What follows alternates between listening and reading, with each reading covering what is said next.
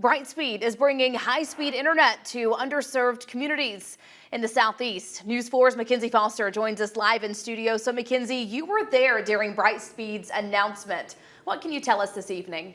Yeah, Kinsley, so after today, Brightspeed will now be delivering high-speed internet to nearly 75,000 locations across the Southeast.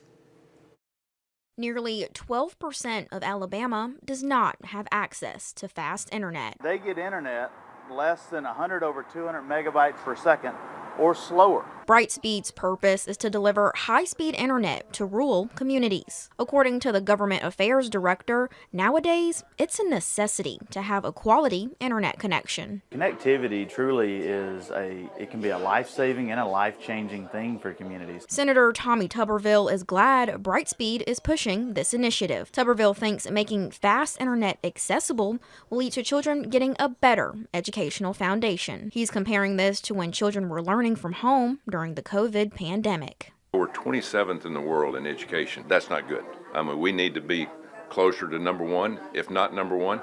But it all starts with our teachers, our administrators, and putting education first. Brightspeed does not plan on slowing down its mission to give underserved areas fast internet. If there's ways that we can reach those harder to reach folks, we're going to do it, and we're going to partner with those and be part of the solution for high-speed internet for all. In the Dothan area, Brightspeed delivers high-speed internet to nearly 40,000 locations.